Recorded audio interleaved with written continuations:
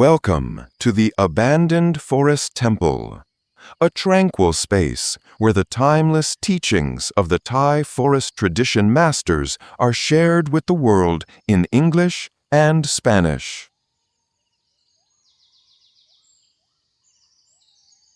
This special episode is compiled and translated from Lok Thip, World of the Divine, Thailand's most renowned magazine of the 80s and 90s dedicated to the supernatural. It specializes in true stories of mysterious forest monks' miracles and the mystical side of Buddhism, serving as a chronicle of Thailand's masters who possessed extraordinary spiritual powers. Let us begin.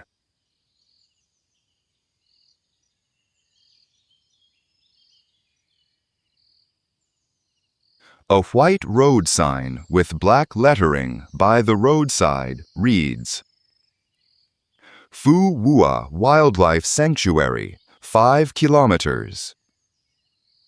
Along the asphalt road, lush green trees, a cerulean sky, and complex mountain ranges alternate in view.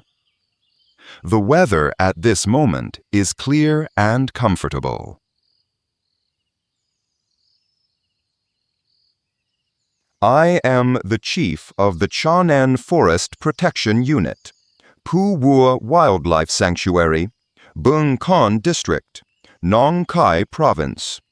My name is Buapet Prakaisit, known to the villagers generally as Bur Chayaporn. I reside at 84 Thirds Mu 11, Ban Mai Chayaporn, Tamban Chayaporn, Bungkhan District, Nong Khai Province. I have a family and 2 children. As I drive my car to inspect the forest area, I sit recalling a certain the renegade DHUTANGA monk, DHUTANGA Bhikkhu, the one who does not return. It is true that I was born a Buddhist upasaka. But I adhered to the religion only in speech. I spoke of it and performed acts of paying respect, but nothing more. When I say I adhered to it in speech, I mean that if anyone asked what religion I followed, I would answer Buddhism. If filling out a form with a space for religion, I would write Buddhism. That was all. When I say I adhered by paying respect, I mean that if there was a Buddhist event, such as a temple fair, offering katina robes, offering fa pa, circumambulation, building sand pagodas, or the beginning and end of the rains retreat, I would always participate. Yet my mind was not deeply moved by the taste of the Dhamma. I did not yet firmly believe. I was full of hesitation and doubt. The house I live in today is opposite Wat Si Sawang Aram, but there is also a Christian church nearby called St. Joseph's Church. There is no mosque for Muslims. As for Hindu places of worship, no Indians have settled here, but there is an intelligent Indian milkman who knows Hinduism well and is familiar with me. In my free time, I liked to converse with the monks at the temple opposite my house, talk to the priests and sisters at St. Joseph's Church, occasionally converse with Hajis who practice Islam, and sometimes speak with the milkman. This gave me a fair amount of knowledge regarding various religions. Knowing many religions did not help bring any clarity to my mind. On the contrary, it caused even more doubt and hesitation. If one were to compare me at that time, I was like a traveler standing at a 4-way intersection, confused, not knowing which way to decide to walk. At the mouth of each path stood people, inviting me to follow their way, offering various promises, such as, "If you choose our path, you will attain immortal life and eternal happiness." But those promises did not attract my mind very much.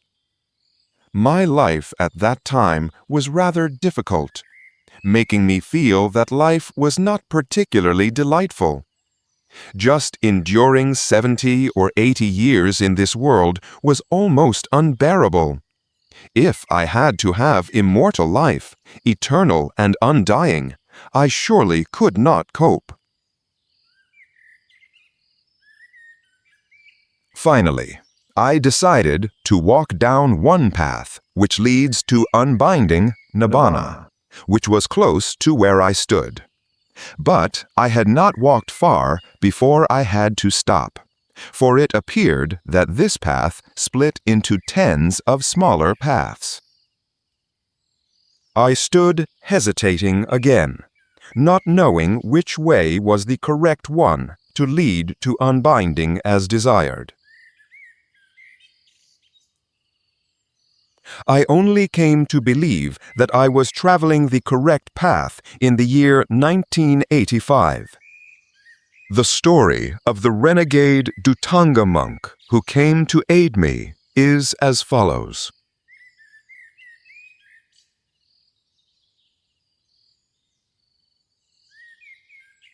In early 1985, a young monk came to wander and dwell at Tham Kilek Lai, Cave of the Flowing Iron Ores, within the Chanayan Forest Protection Unit, Pu Wua Wildlife Sanctuary, near our village of Chayaporn. No one knew his name or where he came from, as he never told anyone. He was a DHUTANGA bhikkhu who practiced very strictly, wearing ochre-colored robes, sivara, eating only one meal a day, and eating from his alms bowl, pata. He went out for alms gathering, pindapata, every day without fail, regardless of rain, sun, or illness. Because of this, his observance of ascetic practices, DHUTANGAvata, was highly respected by the villagers. Everyone familiarly called him Luang Po, Venerable Father. Aside from his strict practice, our Luang Pho had another special characteristic. He spoke very little. It could be said that no one ever heard him speak 3 sentences at one time. Sometimes he would sit silently all day, even with the laity sitting fully in front of him. Consequently, the laity who intended to talk to Luang Po ended up talking amongst themselves. However, Luang Po was not entirely mute. Once in a long while, he would utter a sentence or two, and every sentence that escaped his lips was usually a profound Dhamma riddle or a proverb with a touching moral. For this reason, every word of his was incredibly valuable. Some lay people would endure sitting and waiting on him all day just to hear a single sentence. Once heard, they would take it to contemplate, debate, and critique until they developed a better understanding of the Dhamma than if they had listened to long sermons. The reputation of Luang Po immediately sparked my interest.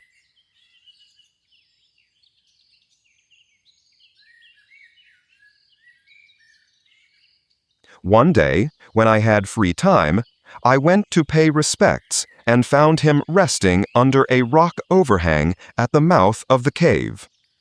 "Luang Po, sir," I spoke up after bowing to him. "Although I am a Buddhist, I still have much doubt and hesitation. I do not know what principle of practice to hold on to. I have asked many monks at many temples. Some teach giving, dana. Some teach observing precepts, sila samadana.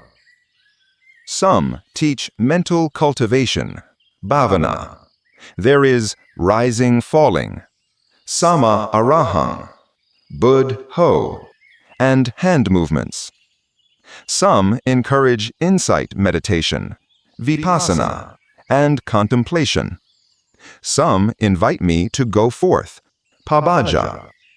Some recommend making the consciousness, citta, void. I am completely confused and do not know what to hold as a certainty. Luang Po, please tell me, what must I do to walk the right path and reach the core of the religion? No, Luang Po answered briefly in his typical style. Then he said nothing more. I was utterly bewildered, because I did not understand his meaning. I did not know if he knew the story I told him, or if he was advising me to know. When I was sure he would not explain further, I asked him, "Know what, sir?" Know yourself, Rutua, Luang Po answered, then rose and walked into the cave before I could ask anything further. While walking home, I tried to interpret the meaning of know yourself the entire way. In my mind, I argued with Luang Po. I already know myself, I argued in my mind.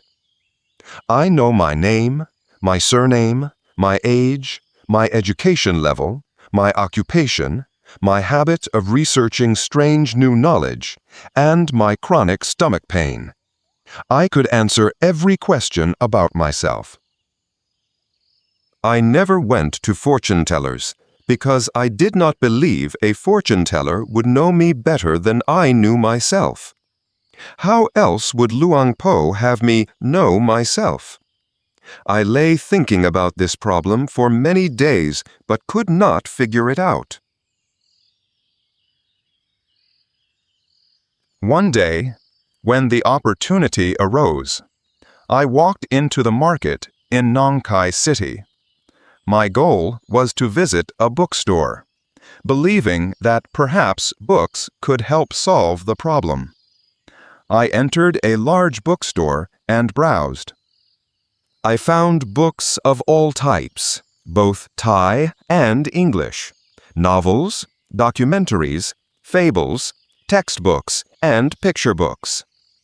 I spent about an hour walking through the shop, but did not find what I wanted. Just as I was about to leave, my eye caught a book displayed in a cabinet. The most striking thing on the book was a sketch of a human bisected, colored to reveal the internal organs clearly. I walked closer and found the title, Mechanism of the Human Body, written by a famous doctor. I paid 150 baht and took the book home. Upon arriving, I immediately began reading. Because the author used simple language and had dazzling illustrations, it was very easy to understand. Within 3 days, I finished the book and remembered all the essential points. Now I knew how many bones the human body consists of, how many muscle bundles, how many tendons, and where they were. I knew the functions of various organs like the heart, liver, lungs, kidneys, stomach, intestines, and glands. I knew details down to the structure, composition, growth, and reproduction of cells. This book made me see the human body as a massive factory consisting of tens of thousands, hundreds of thousands of machines working closely together day and night, from birth until death.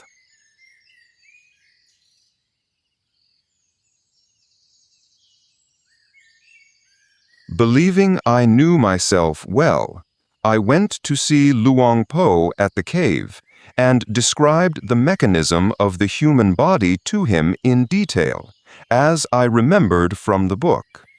When I finished, I sat waiting intently to hear what Luang Po's opinion would be. You do not yet know yourself.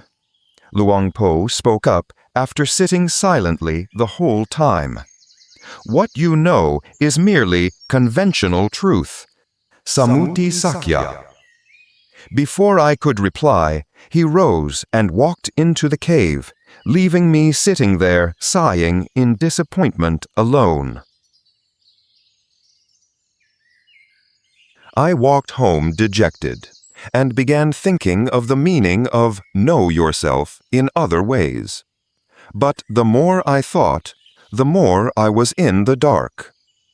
One Sunday morning, I decided to go into the provincial city again. The purpose was to meet and seek advice from a science teacher who used to teach me. Teacher, I said after customary greetings, at my home there is a forest monk. He taught me that if I want to walk the right path and reach the core of Buddhism, I must know myself. I explained our self according to physiology, Sarira Vidya, to him. But he said, what I know is merely conventional truth. I do not yet know myself. Teacher, please advise me in what other aspect should I know myself? The teacher, who held a master's degree in science, thought for a moment and said, physiology or anatomy is not yet the final knowledge regarding the human self. To reach the ultimate, one must study it in terms of chemistry. The teacher then began to explain the human body in chemical terms. He started by classifying the chemical compounds of the body, then separating each compound into pure elements, meaning atoms, paramanu. He explained the atomic structure of various elements in detail, including the isotopes of the same elements. This atom is the smallest component of the body, the teacher concluded. You will see that each atom has characteristics similar to a solar system, with a nucleus as the sun and electrons as planets orbiting around it. Therefore, our body is nothing but a group of countless atoms, just as a galaxy is a group of many solar systems.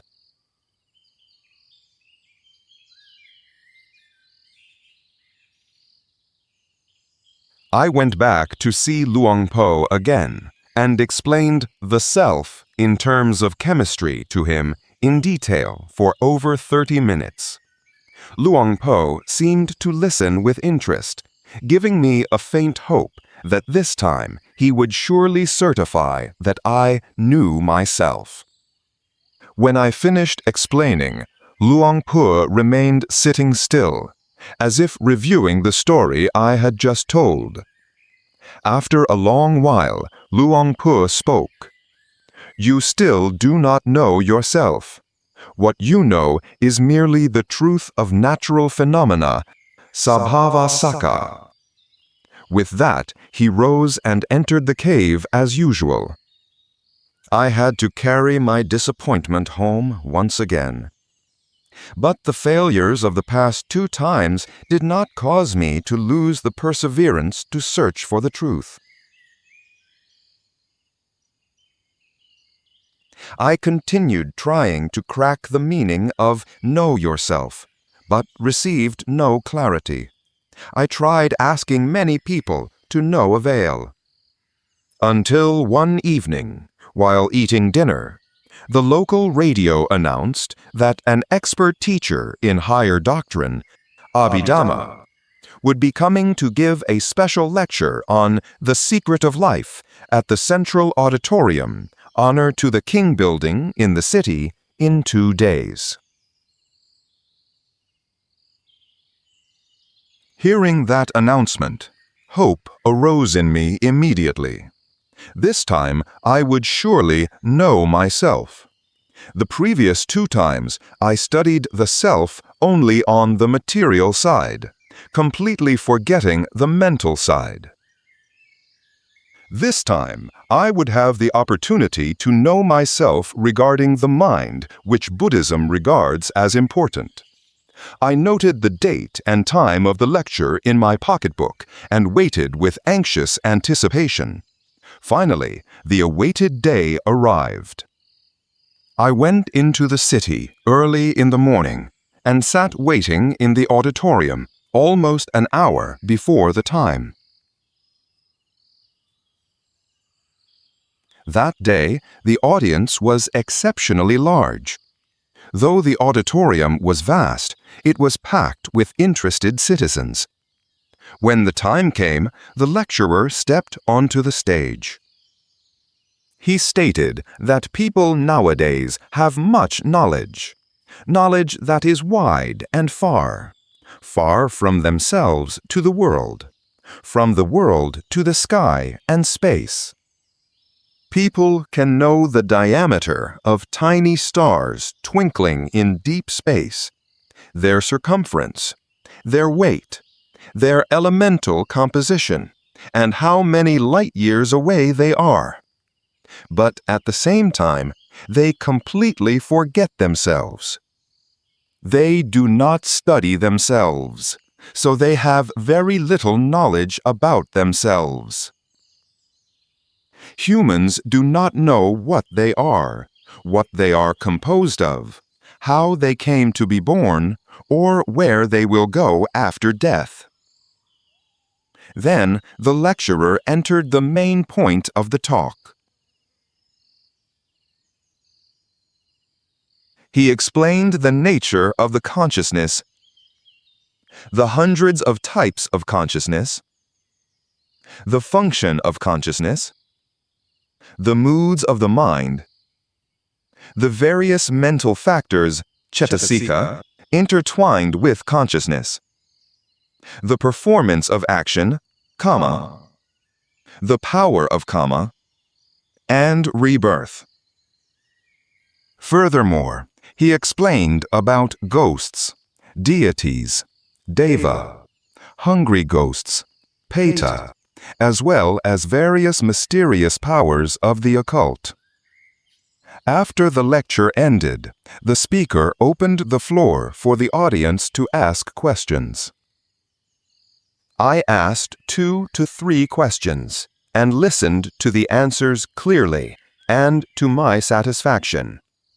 I traveled home with more confidence than any previous time. Listening to this lecture made me know myself regarding the mind in thorough detail. Luang Por will surely have to surrender this time, I said to myself with delight. The past 2 times, I presented the self in terms of matter, rupa, according to scientific views. It was right for him to reject it. But this time, it is the story of the profound mind in the Abhidhamma Pitaka, which the Lord Buddha expounded himself. If Luang Por rejects it again, so be it.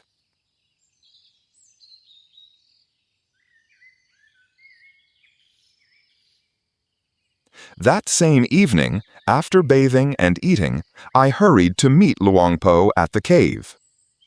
When I had bowed to him properly, I began to recite the matters of citta, consciousness, cetasika, mental factors, rupa, matter, and Nibbana, unbinding, according to the principles of Abhidhamma for Luang Por to hear with special confidence. Just as before, when I finished, I waited intently to hear the answer from Luang Por. You still do not know yourself, Luang Pho said with a straight face.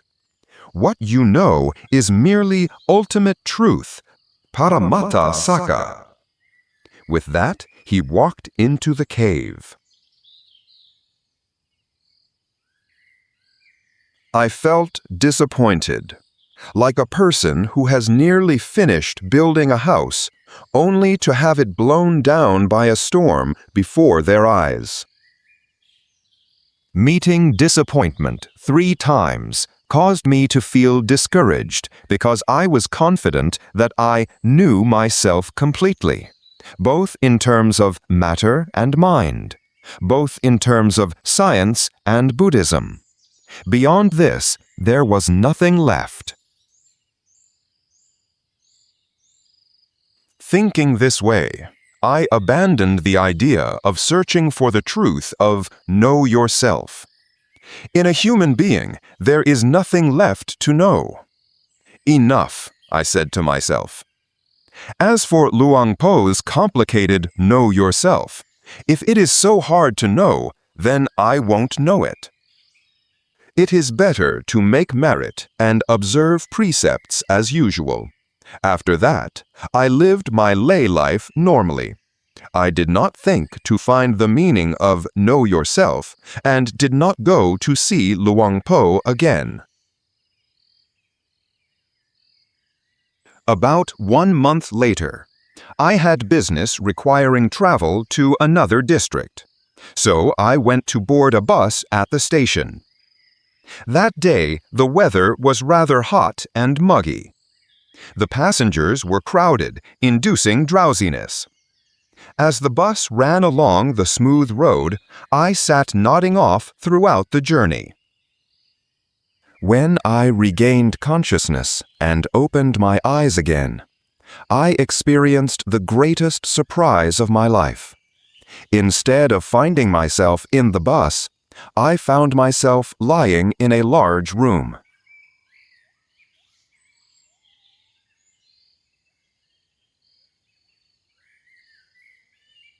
The sounds I heard, instead of the roaring hum of an engine, were the sounds of human moaning in pain. I tried turning my face to look to the right and found a man lying on a bed. His face, arms, and legs were wrapped in white plaster until he looked like a bound corpse. Next to that, I saw the knees of a man, thin to the point of skin and bones protruding up. I tried turning to look to the left and found a man, his body yellow and emaciated like a corpse, sitting hugging his knees on the bed in misery. Next was another man lying, moaning in pain. One of his legs was tied and suspended from a rail above. I turned my face back, closed my eyes, and reviewed my memory again to ensure I was not dreaming. But when I opened my eyes, I found the same scene. It showed I was certainly not dreaming. Hospital. I exclaimed to myself softly. Hospital. I tried to flex my arms to push myself up to sit, but had to abandon the effort because I felt agonizing pain all over my body. I tried to bend my legs to brace my knees up, but failed again. So I lay still and smiled slightly, feeling amused at the uncertainty of human fate. Later, when a nurse brought me medicine to take, I learned from her that the bus I was on had a loose accelerator, lost control, plunged off the roadside, and overturned. 7 passengers died instantly. The rest were injured, some critically, some not. As for me, my right leg was broken and had to be in a cast, and I had to stay for treatment in the hospital for at least 2 weeks. In this hospital, I came to know another side of the truth of life, severe pain and various inconveniences arising from that pain. The images of fellow human beings emaciated from various diseases were right before my eyes every day. The sounds of moaning in pain, the sounds of vomiting, the sounds of delirious rambling from suffering echoing all night long. The images of sick people dying before my eyes and being put on carts and wheeled out amidst the crying and wailing of their loved ones. These images made me view life in a new way. I began to see that life is suffering, dukkha. Each person is a lump of suffering. Everyone born into the world is a sick person, sick with the disease of hunger, thirst, sleepiness, fatigue, love, hate, craving, fear, stupidity, loneliness, sadness, and all sorts of suffering.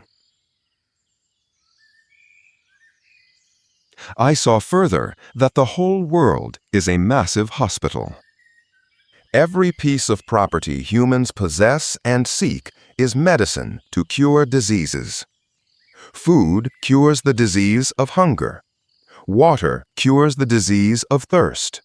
Shelter cures the disease of heat and cold. Clothing cures the disease of cold, heat, and shame. Friends, spouses, and children cure the disease of loneliness. Sleep cures the disease of drowsiness.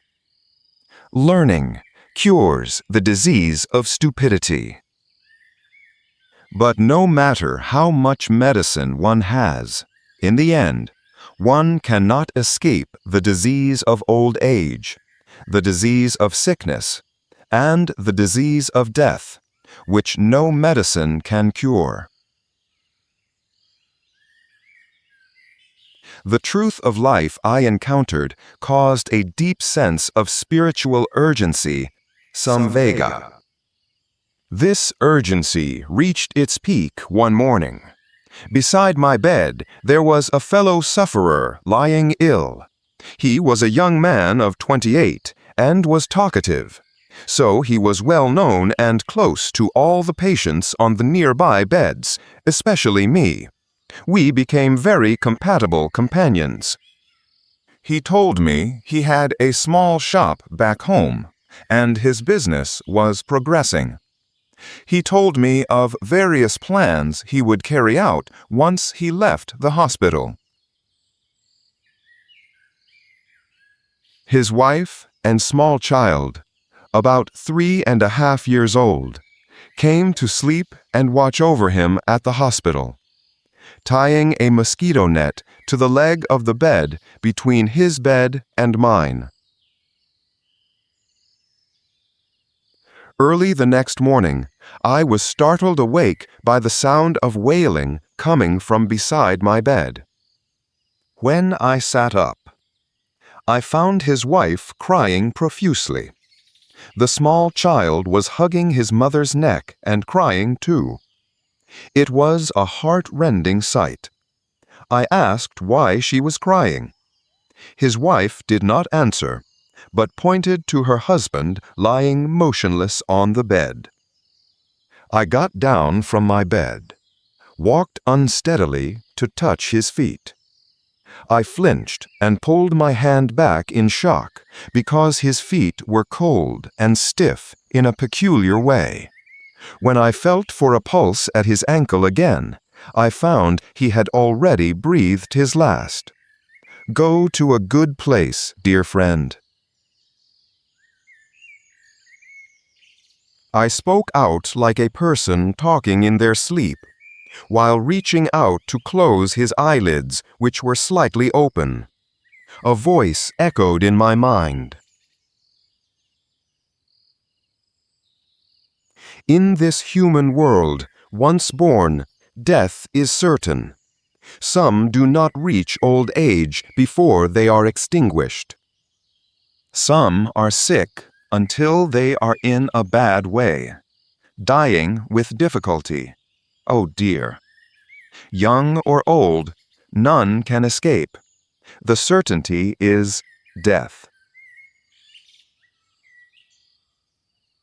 Soon, hospital staff brought a cart alongside, lifted his soulless body onto the cart, and wheeled it out, with his wife carrying the child and clutching clothes, crying and following weakly behind. The other patients looked at each other, blinking. He is gone. An elderly patient in the bed in front of me exclaimed with a trembling voice, "But soon we will all follow him." With that, he lay down, put his hand on his forehead, and stared at the ceiling. I lay down too, but then sat up immediately, because a thought arose suddenly, like a flash of light in my mind. To be aware is to know dukkha. To know dukkha is to be aware. Awareness of self is knowledge of dukkha. Knowledge of dukkha is awareness of self. Along with this thought, I felt a weariness mixed with spiritual urgency towards the cycle of birth and death in the cycle of existence, vata. I made a resolution that from this moment on, if I do any good, I will not do it to be reborn in heaven, which would be a cause for circling around in birth and death again. Instead, I will do it to scrub my inherent traits clean and pure, for the sake of freedom from suffering. If I refrain from doing evil, I will not refrain for fear of falling into hell, but refrain for fear of the cycle of birth and death in vata. While I was sitting and contemplating, my mind turned to Luang Po at the cave. I felt a strange confidence that now I was truly self-aware. This confidence made me want to recover quickly so I could hurry back to report the result to Luang Po. I lay down with a joyous heart and a smiling face, different from previous days. The rapture born of this newfound insight made me forget my illness almost entirely.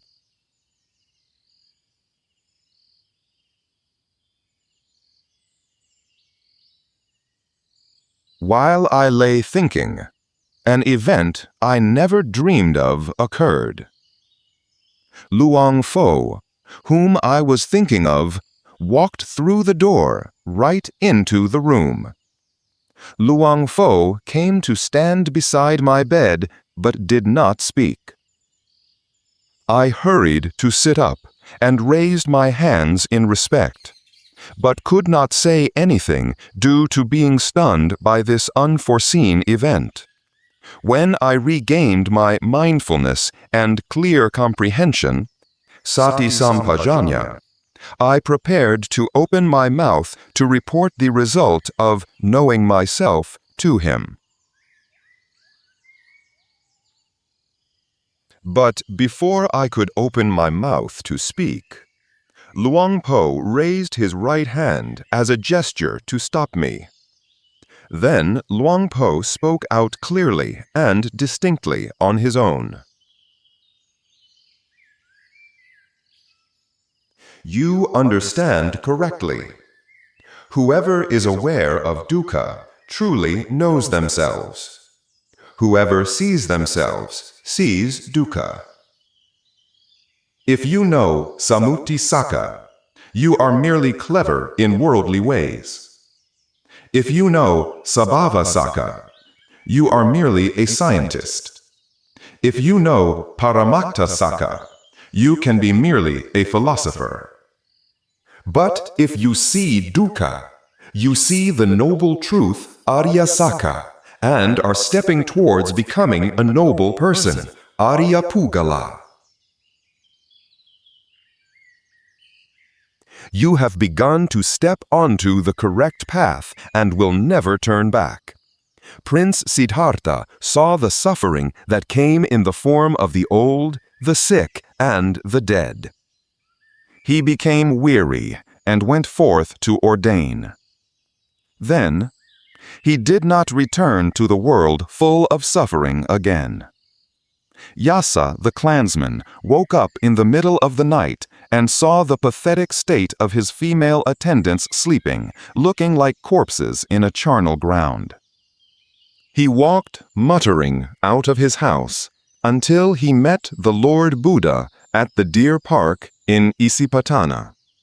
Then, he did not return again. Venerable Sariputta and Venerable Mahamoggallana saw suffering while watching a show on a mountaintop.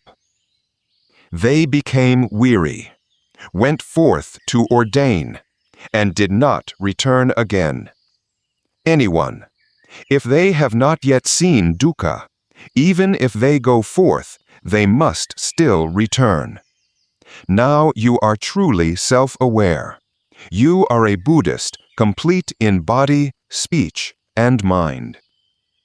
May you walk forward along the noble path, Arya Magga, to extinguish the origin of suffering, Samudaya, and attain the cessation of suffering, Nirodha, in the end. After speaking, Luang Po turned and walked out through the door immediately, before I could make any reply. I raised my hands in respect to his retreating figure, and lowered my head to review Luang Po's teachings. It was the first time I had heard Luang Po speak at such length. I was indescribably delighted that Luang Pho had taken the trouble to visit and, most importantly, to certify that my view was correct. Once I healed and was permitted to leave the hospital, I traveled home immediately. The goal was to visit and pay respects to Luang Pho as fast as possible. Upon reaching home, I bathed and ate hurriedly, then set out heading for Phu Wa Wildlife Sanctuary, to the cave. When I reached the mouth of the cave, I did not find Luang Po resting there as before. The general atmosphere seemed unusually quiet and desolate. I felt greatly surprised, but still hoped that Luang Po might be resting inside the cave. I stuck my head into the cave and called out, "Luang Po! Luang Po!" several times. But there was no answer except the echo of my own voice. I explored the interior of the cave thoroughly, but found no trace of Luang Po. In the end, I walked back home. "Luang Po has left the cave," an old man walking past me said. "And no one knows where he went." Someone saw him slinging his alms bowl and carrying his umbrella tent, Glod, walking up the mountain since yesterday evening. Even though Luang Po has wandered away on pilgrimage, I feel as though Luang Po is still with me all the time. This story was disseminated by a magazine in the Lok Thip Divine World Group, which published the story of Luang Po Tam Nam, the ascetic monk Sokantam Sopano, of the Dham floating ashram on the banks of the Mekong, to fulfill the intentions of the faithful lay disciples who respect this ascetic monk. Luang Po Tham Ngam, the ascetic monk, dweller at the root of a tree, Rukamulika, and ancient master, was born in 1954. He has a total of 8 siblings. All his siblings, including his mother, are in the United States. He studied at Kasetsart University in the Department of Business Administration, Faculty of Economics and Business Administration, KU Class 33. He was part of the Red Arm Unit, Fra Pirun Unit, until the day of the attack on Thammasat University on October 6, 1976. Due to that event, he fled to Israel and studied for a master's degree at Tel Aviv University. There, he suffered an accident where his car rolled over 4 times, but he did not die. However, all his friends in the car passed away. He survived by the power of the Triple Gem. Luang Po therefore returned to study the Dhamma and stopped to work in Saudi Arabia as well. He once said that he had an accident, but he survived. Therefore, the remaining life is profit, so he came to ordain. If he had died then, life would have been breaking even. Luang Po ordained for the first time according to tradition when he turned 20.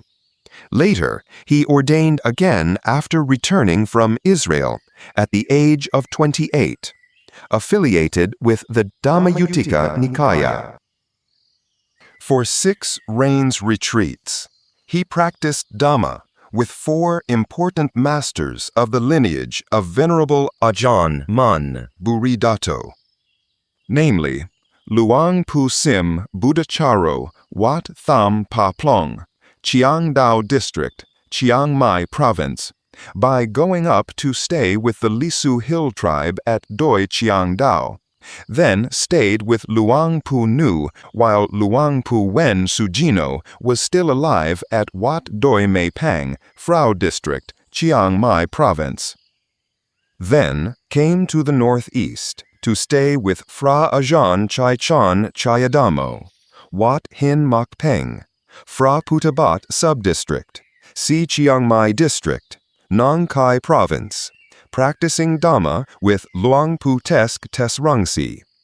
Then entered Wat Pa Bon Tod, Muang District, Udon Thani Province, joining with Phra Chainarong Karudamo to practice the monastic duties under Luang Ta Mahabua Nanasampano, Wat Pa Bon Tod, Udon Thani.